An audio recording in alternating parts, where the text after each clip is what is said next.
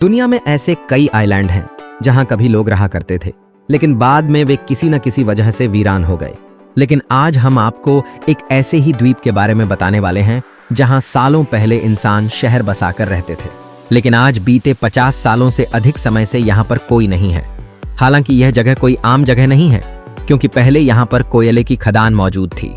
एक ऐसा ही island Japan के शहर नागासाकी के तट पर स्थित है, जिसे बैटलशिप आइलैंड के नाम से जाना जाता है। वास्तव में युद्धपोत के जैसे अपने आकार के कारण इस आइलैंड को बैटलशिप का नाम दिया गया था। इस आइलैंड को हाशिमा द्वीप के नाम से भी जाना जाता है। यह आइलैंड नागासाकी शहर से महज 15 किलोमीटर की दूरी पर स्थित है। मित्सुबिशी ने इस आइलैंड को साल 1990 में 1 लाख येन में खरीदा था और बड़े पैमाने पर समुद्र के नीचे कोयला खनन शुरू किया। यहाँ जापान की पहली सबसे बड़ी 9 मंजिला कंक्रीट की इमारत का निर्माण कराया था। करीब 16 एकड़ में फैले इस आइलैंड पर साल 1959 में 5000 से भी ज्यादा लोग रहते थे। उस समय यह द्वीप दुनिया की सबसे घनी आबादी वाली जगहों में शुमार हो गया था।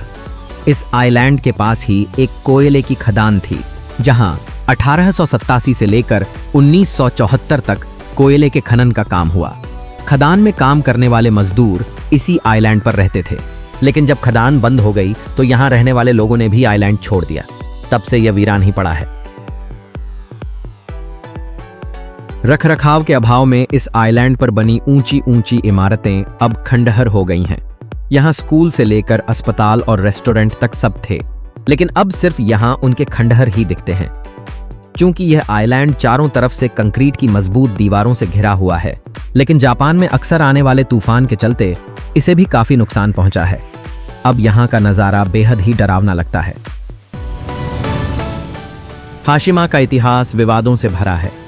द्वितीय विश्व युद्ध के दौरान कोरियाई और चीनी मजदूरों को जबरन श्रम के लिए द्वीप पर लाया गया था।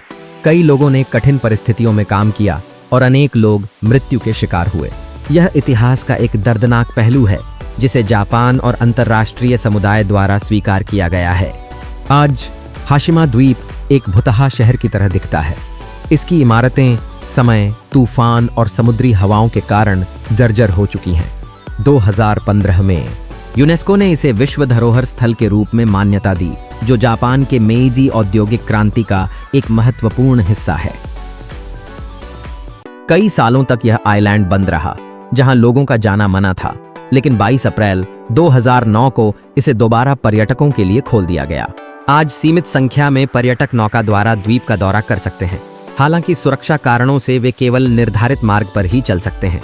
इस परित्यक्त द्वीप ने जापानी और विश्व संस्कृति को भी प्रभावित किया है। खास बात यह है कि इस आइलैंड पर कई फिल्मों की शूटिंग भी हो चुकी है। जापान में इसे औद्योगिक विरासत के तौर पर संजोने की पहल जारी है।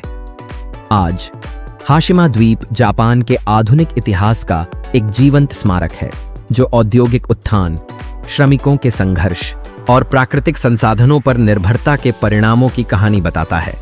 यह एक बार जीवंत समुदाय से लेकर भुतहा खंडहर तक का सफर मानव इतिहास के उतार चढ़ाव का एक प्रभावशाली उदाहरण है। यदि आपको यह वीडियो अच्छा लगा हो तो इसे लाइक करें, शेयर करें और हमारे चैनल को सब्सक्राइब करना ना भूलें। धन्यवाद।